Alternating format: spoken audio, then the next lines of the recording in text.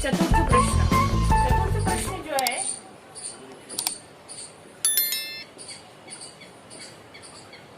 प्रश्न जो है वो गार्गे मुनि कर रहे हैं पिप्पलाद मुनि से।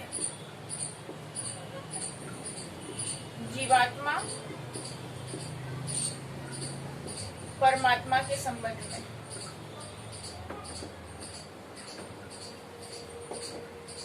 ये जरूर आप ध्यान रखिए कि हर प्रश्न का जो टाइटल में है वो ऊपर ही दे रहे हो, तो इससे रिलेटेड भी क्वेश्चन बन सकता है।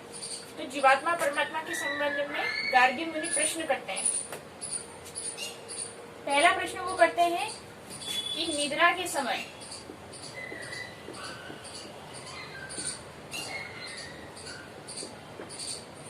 कौन कौन देवता जो है सोते हैं। तो ये आ गया 10 इंद्रियां उस समय गाढ़ निद्रा के समय 10 इंद्रियां सो जाती हैं। उनको कुछ अनुभव नहीं रहता, बस उनको यही पता होता है कि हम सोए हुए थे, लेकिन उठने के बाद में वापस वो पृथक अपने कार्यों में लग जाती है। तो कौन सोता है? तो 10 इंद्रियां सोती है। कौन देवता जागता है? तो प्राण ऑब्वियसली जागते हुए रहते हैं। प्राण सो जाए तो हम भी सो जाएंगे। तीसरा प्रश्न है स्वप्नावस्था में कौन स्वप्न की घटनाओं को देखता है। तो इसका उत्तर है हमारा जीवात्मा। ये जीवात्मा ही जो है स्वप्नावस्था के समय स्वप्न की घटनाओं को देखती। जरूरी नहीं है कि जैसा वास्तव में हुआ वैसा ही स्वप्न तो किसी भी प्रकार का आ जाता है, तो वास्तविक न होकर के वो काल्पनिक रहता है। तो ये जो भी स्वप्नावस्था में जो स्वप्न की घटनाओं को देखते हैं वो कौन देखता है? जीवात्मा। और निद्रा में सुख का अनुभव कौन करता है? वो भी जीवात्मा। और ये जो सब कुछ है, ये जितने भी 10 इंद्रिय प्राण जीवात्मा, ये सभी जितने भी जो देवता हैं, सभी देवता सर्वभाव रूप से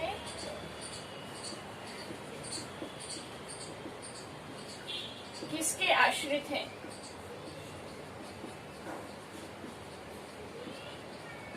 तो किसके आश्रित रहेंगे? परमात्मा के।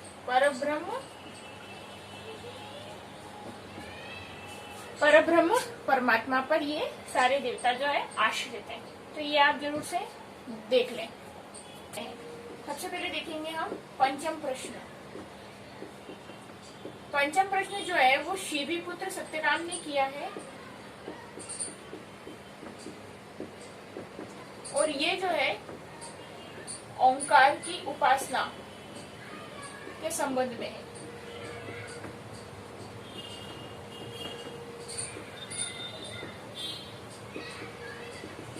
पंचम प्रश्न किसके संबंध में है? ओंकार के, ओम के उपासना के संबंध में है। अब इसमें ये प्रश्न है, जो सत्यकाम है, शिवीपुत्र सत्यकाम, वो ओंकार की उपासना से किस लोक की प्राप्ति होती है उस बारे में प्रश्न करते हैं। तो इसको हम देखें। इसमें पिप्पलाद मुनि बताते हैं कि ओंकार में जो है वो 3 मात्राएं हैं, 3 शब्द से मिलके बना है, अ, उ और म। अब केवल शब्द समझे, क्योंकि अर्थ तो मुझे भी समझ में, मेरे भी समझने से वो नहीं है, मेरे भी समझ के परे है। प्रश्नोपनिषद का पंचम प्रश्न में पिप्पलाद मुनि समझाते हुए कहते हैं कि जो ये 3 मात्राओं से बना हुआ है ओंकार शब्द, ये तो हमको पता ही है, 3 मात्रा से बना। अब जो इसकी एक मात्रा यानी कि इसके एक अंग को लक्ष्य बना करके प्रार्थना उपासना करता है, तो उसको वैसे वैसे उस लोक की प्राप्ति होती है। तो अब हम इसको समझेंगे कि जो केवल एक मात्रा की उपासना करता है, एक मात्रा को अ, उ और म, एक मात्रा की उपासना करने वालों को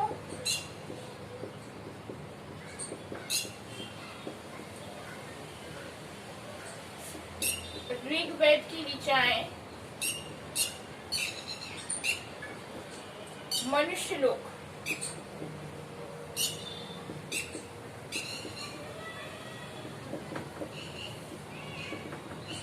में ले जाती है।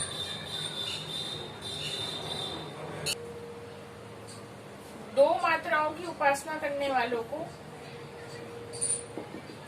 दो मात्रा की उपासना करना यानी कि जो महान भोग ऐश्वर्य की उपासना प्राप्त करने के लिए उपासना करते हैं, धन वैभव यश के लिए, महान ऐश्वर्य प्राप्ति के लिए, तो दो मात्रा इस ऐसा लक्ष्य बना करके अगर उपासना करते हैं तो यजुर्वेद के मंत्र चंद्रलोक भुवः में ले जाते हैं। देखिए ये चीज इसमें ध्यान रखना, मनुष्य लोक को भुवः बोलते हैं, चंद्रलोक का भुवः। और जो पूरे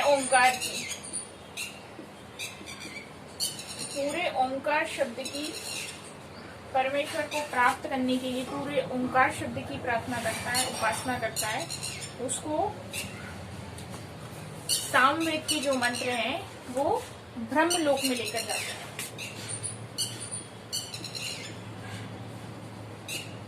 के मंत्र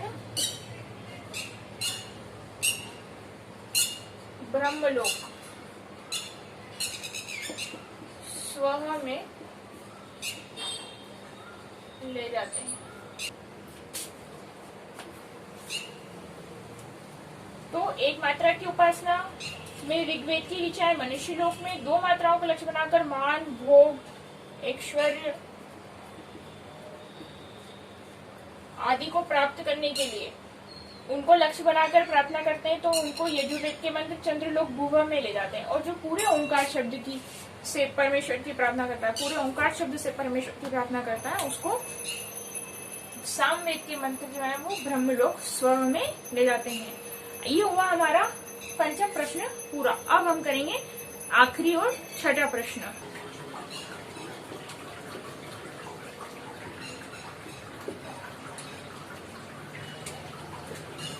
तो छठा प्रश्न जो है वो सुकेशा ऋषि करते हैं। सुकेशा ऋषि करते हैं और वो किसके संबंध में करते हैं? 16 कलाओं वाले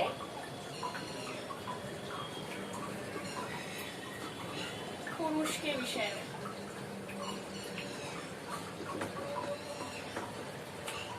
सुकेशा ऋषि प्रश्न करते हैं कि जो ये 16 कलाओं वाले पुरुष हैं वो कहाँ रहते हैं और कैसे उत्पन्न हुए हैं, और मतलब क्या वो है। तो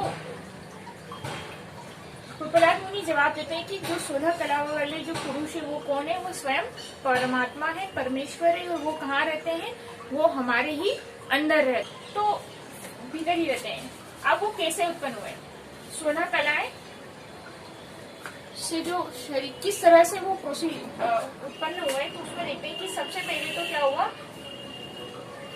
ब्रह्म की इच्छा हुई। ठीक है, तो इच्छा से सबसे पहले हुए उत्पन्न किया प्राण को। सबसे पहले किसे उत्पन्न किया? प्राण को। प्राण से श्रद्धा, श्रद्धा के बाद में फिर 5 तत्व, आकाश, वायु, रुके इसका एक क्रम है, वो क्रम देखते हैं। आकाश, वायु, तेज, जल और पृथ्वी। आकाश, वायु, तेज यानी कि अग्नि। फिर ये 5 तत्वों की रचना करी। 5 तत्वों को रचना करने के बाद में फिर उनको समझने के लिए 4 अंतःकरण किए। फिर ज्ञानेंद्रियों की, फिर कर्मेंद्रियों की।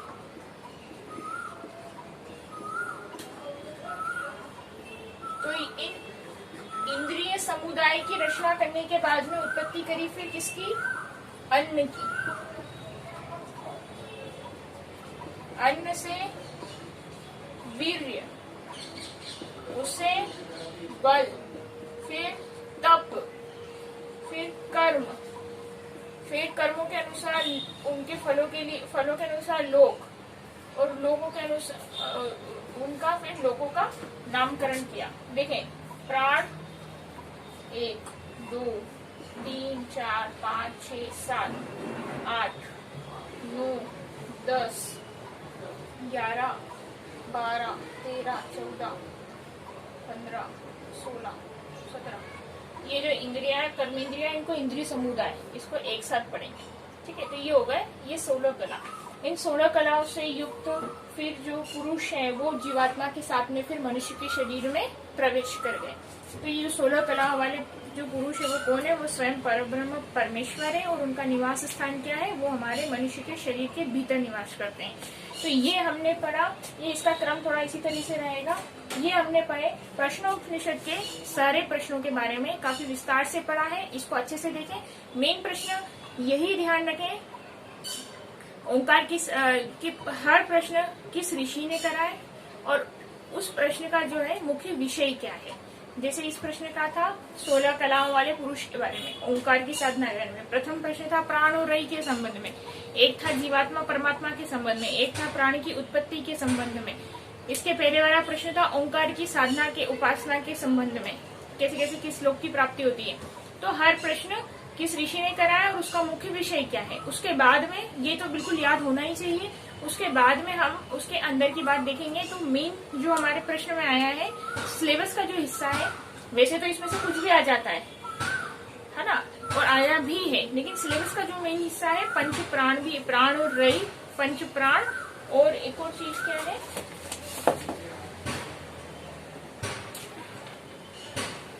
6 मुख्य प्रश्न। तो ये 6 मुख्य प्रश्न हमने कर लिए हैं। तो ठीक है, तो ये प्रश्नोपनिषद यहाँ पर समाप्त हुआ। अब अगले वीडियो में हम किसी अगले उपनिषद के बारे में चर्चा करेंगे। ये उपनिषद काफी बड़ा हो गया है, काफी सारी वीडियोज में कवर हुआ है ये, तो अब इसको अच्छे से समझें, इसके अच्छे से नोट्स बनाएं। वीडियो को लाइक करें, शेयर करें, कमेंट करें, चैनल को जरूर से सब्सक्राइब करें, बेल आइकन को जरूर प्रेस करें ताकि नोटिफिकेशन समय पर मिलता रहे। Thank you.